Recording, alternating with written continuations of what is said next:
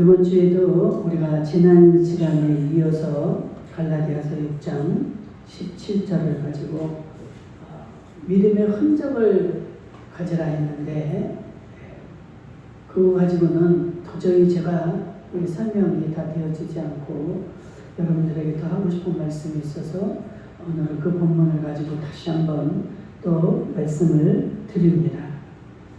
이 믿음의 흔적, 이 믿음의 흔적을 남긴다라는 것은 우리가 이렇게 믿음 생활을 하는데 이 신앙 생활을 하는 자들에게는 정말 대단히 중요한 일입니다. 사람은 죽어서 이름을 남기고 호랑이는 죽어서 가죽을 남긴다 그랬죠.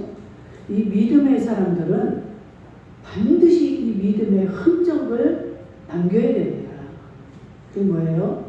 믿음 생활을 하는 자들은 정말 믿음이 아주 정말 있는 것을 당연하게 우리는 그대로 드러낼 수 있는, 보여줄 수 있는 이러한 믿음이 되어져야 된다는 것이죠. 믿음 생활을 한다 하면서도 저 사람이 신앙생활을 하는 사람인지 안 하는 사람인지 이런 사람은 이 믿음의 흔적이 남을 수가 없는 거죠. 어떻게 해야 우리가 이 믿음의 흔적을 남길 수 있을까? 믿음 생활을 한다 하면은 우리의 모습 속에서 그 행동으로, 언행으로 나와야 됩니다. 이 행동으로 이렇게 나와지지 않는 거는 그럼에도 불구하고 나는 신앙생활 잘합니다. 나는 믿음이 있습니다. 아니라는 거예요. 야고보서에서도 2장 15절에서 17절을 보면 행함이 없는 믿음은 곧 죽은 믿음이라는 거예요. 살아있고 자기 속에 믿음이 있다면 행함으로 나오게 되어 있다는 것이죠.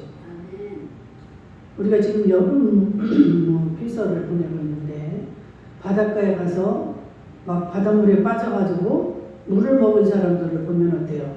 건져놓고 보면 배가 이렇게 뿔룩 나와 있습니다. 그래서 배를 살짝만 건드리면 어때요? 입에서 물이 나오죠. 네. 물을 먹어서 뱃속에 물이 가득하기 때문에 건드리면 물이 나오는 거예요. 이 믿음 생활을 하는 사람들은 이 속에 믿음으로 꽉 차 있다면 말을 걸어도 어떤 행동 속에서도 믿음에 관한 것이 이렇게 나오게 되어 있습니다. 그런데도 건드려도 말을 시켜도 믿음의 말도 아니고 믿음의 행동이 없다.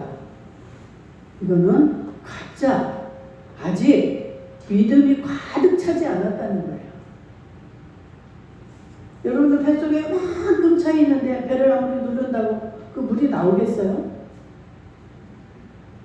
뱃속에 무엇이 들어있는가, 무엇이 가득 차 있는가에 따라서 건드리면 나오듯이 우리의 마음 속에, 우리의 생각 속에 내가 무슨 마음을 가지고 있고 무슨 생각을 가지고 살아가는가에 따라서 이게 나오게 돼 있어요. 그래서 여러분들이 그 마음으로 살아가다 보면 실제로 사회생활을 할 때도 누가 이렇게 말을 걸으면 내 속에 있는 게 이 믿음에 관한 생각만으로 가득 차 있으니까 다 그렇게 들리는 거예요. 믿음에 관계된 말로 들려져서 믿음의 말을 하게 됩니다. 여러분들 그런 체험 하셨죠? 내 속에 어떤 생각을 가지고 있느냐에 따라서 상대방과 대화할 때 그렇게 보이기도 하고 그렇게 말이 나가는 거예요. 그렇게 보여집니다. 이 간판 글씨를 봐도 우리는 막 성경에 나오는 그런 인물들이라든가 성경에 나오는 말 진짜 가까이 가서 보면은 성경 단어가 아니에요. 그런데 멀리서 봐도 저 집 믿음의 그 가게인가 보다. 그 믿음의 그 진짜 믿음의 단어로 다 보이고. 그래가지고 우리 아이들하고 어릴 때 차를 타고 가면 야 저거 어쩌고 저쩌고 하면 엄마는 그런 것만 보이지. 야 저 교회 어쩌고 저쩌고. 야 저 가게는 어쩌고. 그러면 엄마는 그거밖에 몰라. 저는 자나깨나 예수, 믿음 이것으로 가득 차 있습니다. 제가 예수를 모르고 시집을 갔잖아요. 그래서 아이를 낳고 한 10년 동안은 오직 이 가정과 교회밖에 몰랐어요. 자나깨나 교회로 가득 차 있습니다. 무엇이든지 이 교회와 연관을 하고 교회 생각을 하고 성도들 생각하고 목사님 생각하고 참 그 10년 동안 너무 참 행복했습니다. 핍박은 받았지만 엄청난 그 핍박 가운데서도 저는 그게 정말 어떻게 내가 그것을 감당을 했을까 싶은데 그때는 성령이 나와 함께해서 그렇게 내가 그것을 견뎌냈다는 것도 모르죠. 성령이 하신 일인데 정말 저에게 우리 성령님은 늘 함께해 주셨고 성령님이 늘 인도해 주셔서 그 모진 핍박을 받으면서도 저는 겉으로 사람들이 저를 몰랐어요. 그렇게 핍박받는 줄. 그 사람은 무슨 고민이 있을까? 남편이 교회에 안 나오는 거 한 가지 빼고는 그 사람은 아무 걱정이 없는 것 같이 제 얼굴이 그렇게 행복해 보였답니다.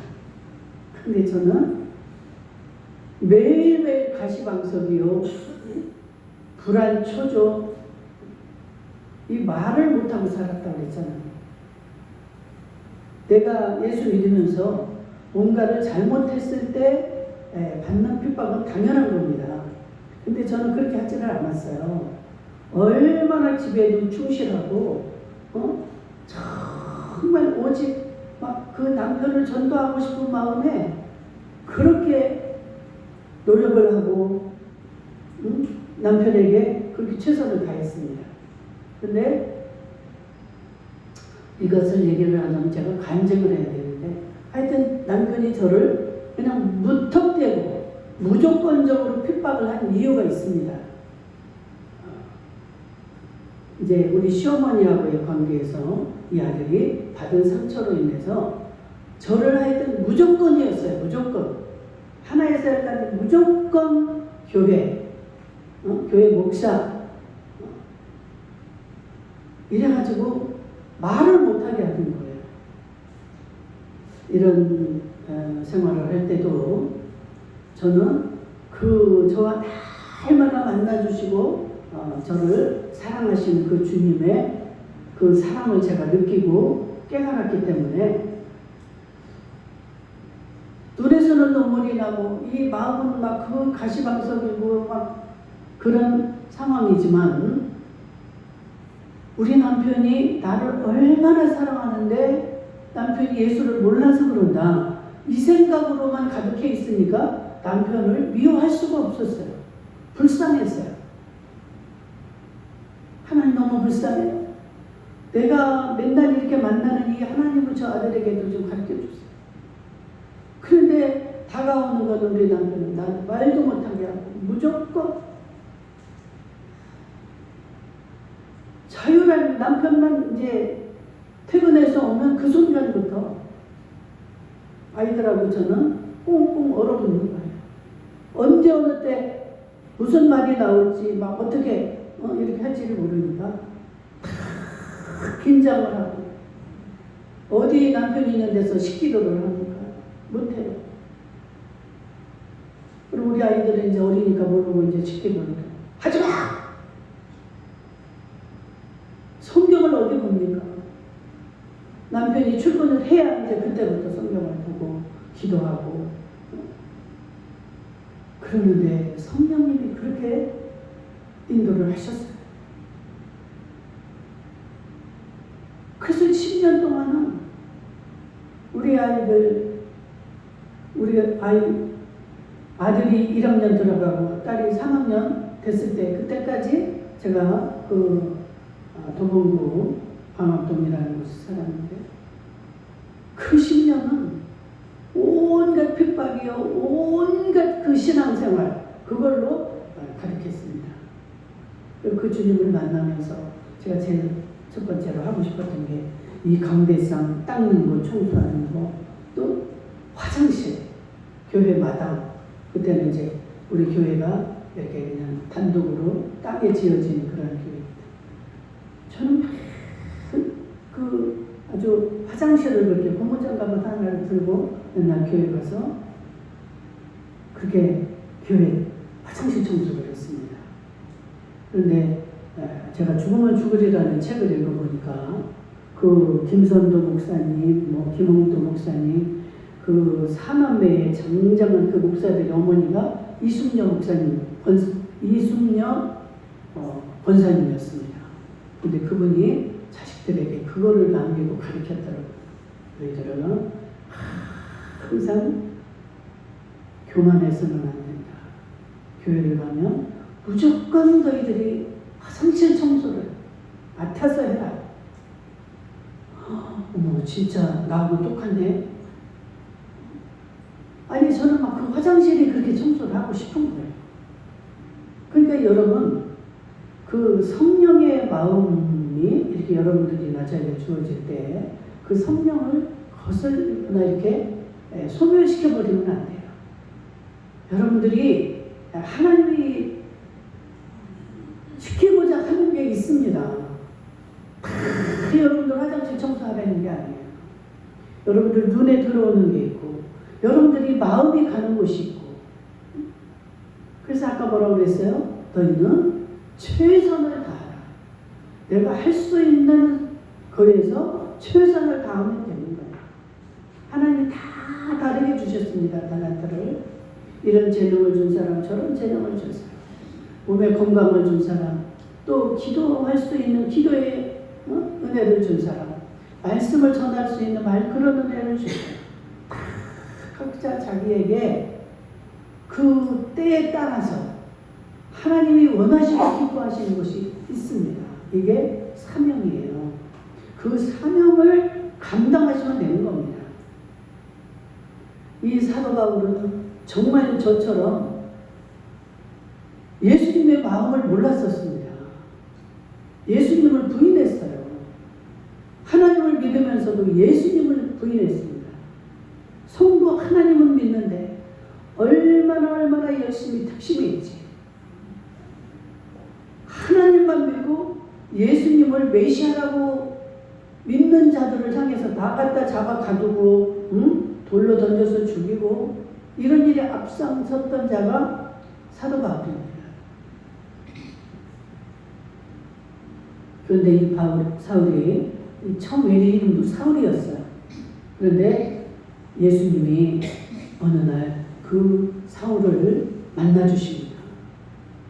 그럴 때 그 다메섹이라는 길을, 그때도 예수 믿는 자들, 예수님이 메시아라고, 예수님은 아직 안 오셨어, 너희들 다 이단들이야 하고 다 잡아 죽이려고 가다가 예수님이 빛으로 만나주시잖아요. 그래서 그 예수를 만나고 나서 그 뒤로 모든 것이 다 변합니다. 내가 이 예수를 이렇게 진짜 이 메시아를 모르고 그렇게 핍박을 하고 예수 믿는 자들, 정말 이 예수 메시아이신 예수의 마음을 내가 이렇게 아프게 했구나. 얼마나 철저하게 회개하고 3일 동안을 금식하면서 또 아라비아 광야로 가서 기도로 들어갑니다. 그때 완전히 결단을 하고 모든 것을 다 내려놓는 거예요. 내가 이제까지 알았던 것, 내가 이제까지 행했던 것들이 다 사자들이었구나. 여러분, 우리가 예수 믿은 지 뭐 10년, 20년, 엄마 뱃속에서부터 믿었으면 지금 여러분들 몇십 년입니까? 이런 믿음 생활들을 한다고 지금 하고 있는데, 여러분들 믿음의 흔적을 가져야 된다는 말이 엄청 중요한 겁니다. 너희들이 그렇게 믿음이 있어? 그래, 50년을 믿었어. 저도 지금 40년이 넘었잖아요. 26에 시집가서 27부터 믿기 시작을 했으니 지금 50년이 다 돼가는 거예요. 40년이 넘었잖아요. 그럼에도 불구하고 저 역시도 지금 내가 과연 정말로 이 믿음의 흔적을 얼마나 가지고 있는가. 이 메시아를 내가 얼마나 잘 알고 있고 그분의 원하고 뜻하는 대로 내가 살아가고 있는가.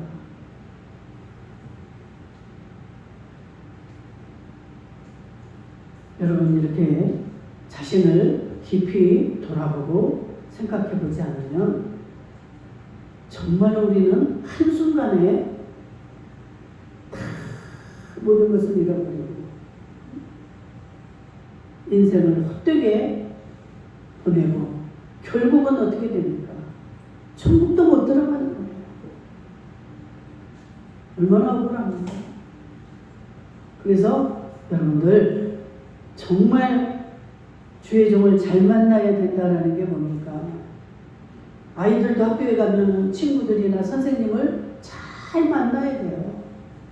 그래서 그거에 따라서 이 아이의 인생이 달라지기도 하고 한 방향이 다르고 젊어서 잘못된 사상, 잘못된 교육을 받아가지고 일평생을 그렇게 살다가 가는 사람들이 얼마나 많이 있습니까? 우리는 우리의 최고의 스승인 성령님을 영접하고 성령님만 따라가는 저와 여러분들 될 수 있기를 주의 이름으로 축복합니다.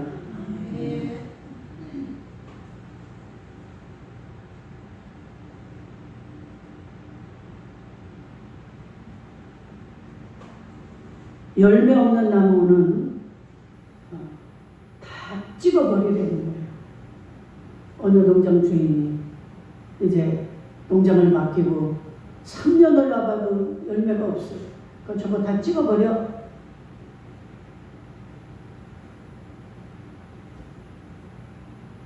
에스겔 33장 31절에 보니까 입으로는 내가 주님을 사랑합니다. 저는 주님을 정말 사랑합니다. 예수님 너무 잘 믿고 있습니다. 그런데 어때요? 그 마음은 세상을 사랑하고 자기 이익을 생각하고 살아간다는 거예요. 항상 모든 회사에 내가 이익이 되느냐 안 되느냐 이거 먼저 타산적으로 생각을 합니다. 그래서 이사야 1장 12절에 보니까 이렇게 와서 교회를 출입하고 하는데도 뭐라고 그래요? 교회 문만 밟고 다니는 쭉정이 같은 성도들이다. 이 교회 안에서부터 하나님이 이제 심판을 하신다고 합니다. 주님 오실 때. 그런데 왜 그럴까요? 이 교회에 알곡이 있고 쭉정이가 있다는 거예요.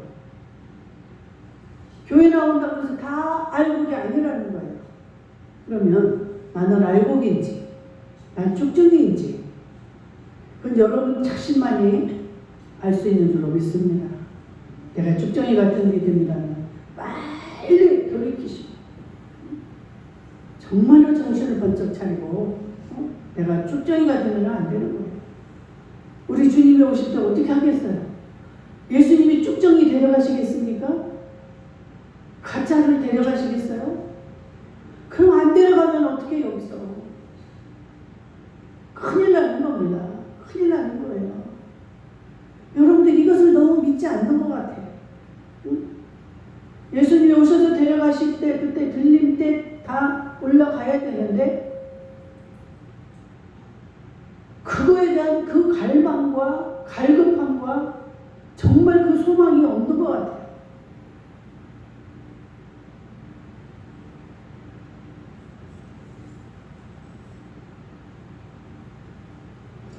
믿음의 흔적이라는 것은 자기의 믿음을 행함으로 나타내는 겁니다. 그래서 그 사람의 행동을 보면 그 행동하는 걸로 가서 믿음을 우리가 알 수가 있어요. 행함은 그래서 곧 믿음의 결과죠. 이 믿음의 결과인데 여러분, 이 믿음의 흔적은 그냥 여러분들이 모태신앙이니까 이렇게 나오는 것이 아니고, 여러분들의 신앙의 경륜이 많다고 해서 되어지는 게 아니고, 여러분들의 지식이 많다고 되어지는 게 아니에요. 오직 믿음의 흔적은 여러분의 믿음으로만이 남길 수가 있는 겁니다. 그래서 믿음이 없이는 하나님을 기쁘시게 할 수가 없다는 거예요. 그래서 믿음이 중요한 겁니다. 믿음의 중요성, 이 은혜의 중요성, 얼마나 중요한 건지. 여러분, 제가 이 믿음의 흔적을 남긴 사람 중에 여러분 주기철 목사님이 계십니다. 여러분 잘 아시죠? 영화로도 나와서 일제 강점기 때 신사참배를 강요할 때 이 주기철 목사님은 이북에 산정현 교회 담임 목사였어요. 그때 엄청 정말 이 교회의 핍박이 심하고 이 목사님들이 죽임을 많이 당하고 죽을 수밖에 없는 막 이런 강요를 당하잖아요. 한경직 목사님도 신사참배 했다가 얼마나 평생을 후회하며 그렇게 돌아가셨는데, 이 주기철 목사님은 일사각오의 신앙이에요. 일사각오. 그분이 책도 일사각오라는 걸 책을 썼죠. 죽음을 각오하고 믿음을 지키는 겁니다. 내가 하나님의 종으로, 신사참배는 우상 숭배이기 때문에 절대로 나는 우상 앞에 무릎을 꿇을 수 없다. 이래가지고 이 주기철 목사님 결국은 매를 맞고 거기서 온갖 고문을 당하고 감옥에서 순교를 당합니다. 여러분, 이 천국이 그렇게 만만한 곳이 아니에요. 천국 간다는 게 그냥 가는 게 아니에요. 물론 하나님의 은혜를 더해서 우리가 가죠. 정말 이 주기철 목사님 같은 경우는 정말 대단하신 분이잖아요. 자기 생명을 내놓고. 여러분, 이 믿음의 흔적을 남긴다는 건 정말 이거 쉽지 않은 일인데, 여러분, 아까도 말했듯이 바울은 이제 이후로 나를 괴롭게 하지 마라. 내가 내 몸에 예수의 흔적을 가졌노라.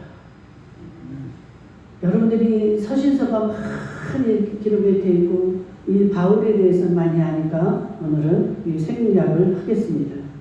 또한 그 로마서 16장에도 보면 이 바울의 목숨을 그 복음 전하는데 바울의 생명을 건지기 위해서 자기들의 목숨을 내놓고 도운 동역자들이 누구라고 그랬습니까? 브리스가와 아굴라 부부. 이들은 자기 생명을 내놓고 바울을 도왔습니다. 그러면 여러분들, 우리가 지금 믿는 이 예수님은 누구의 동역자입니까? 하나님의 동역자 예수. 이분은 하나님의 일을 위해서 자기 몸을 다 던져서 십자가에서 죽으시기까지 하나님의 일에 동역한 자입니다. 그래서 십자가에서 생명을 던져 죽으셨기 때문에 지금 어디에 있습니까? 하나님 우편에서 만왕의 왕이 되어서 하나님 우편에 앉아 계신 거예요. 이 영광을 얻게 된 것입니다. 하나님의 일이 동역함으로 인해서. 바울의 동역자들은 지금 어떻게 하고 있을까요? 바울 역시도 예수님과 동역을 했기 때문에 예수님 지금 우편에 앉아 있을 것입니다. 예수님의 제자들은 어떨까요? 12제자. 예수님의 동역자들 아닙니까? 예수님 우편에 앉아서 12지파를 다스리고 있다라고 성경에 기록이 되어 있습니다. 마태복음 19장 27절을 이하를 보면 그 예수님의 그 12 제자들 이렇게 많은 믿음의 흔적을 가진 자들의 결국은 우리가 알 수가 있습니다. 여러분들이 이런 선한 욕심을 가지셔야 돼요. 나도 그 세계는 영원한 세계요. 우리가 여기서 살아있는 동안에만 준비할 수 있는 이 시기인데 이 남은 시기를 우리가 얼마나 남아있을지 그것도 모릅니다. 우리는. 그렇기 때문에 지금 내게 주어진 한 순간순간을 이런 마음으로 사셔야 돼요. 나도 정말로 예수님 곁에 그 하늘나라의 좋은 곳에 좋은 자리에 하나님과 가까운 정말 그 영광의 자리에 들어가 살고 싶다 하는 자들은 여러분들이 선한 욕심을 내셔야 돼요. 그래서 천국은 침노하는 자의 것이다 그랬어요. 그 천국에 대한 그 소망은 여러분들이 하기에 달렸다 이 말이에요.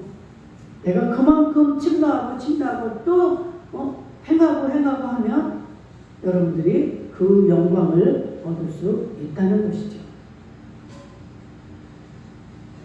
여러분들이 이렇게 가르쳐주고 이 성경에 지금 살 길 죽을 길을 다 기록을 해놨어도 그 살 길로 가지 않으면 그 죽을 길로 갈 수밖에 없다는 거예요.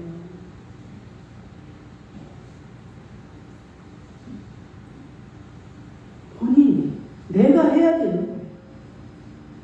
그래서 여러분들이 그 믿음을 얻기 위해서 이렇게 예배에 나오시고 성경을 읽으시고 성경을 듣고 찬양을 하고 기도하고 이럴 때 우리는 그 주님의 음성을 듣게 되는 줄로 믿습니다.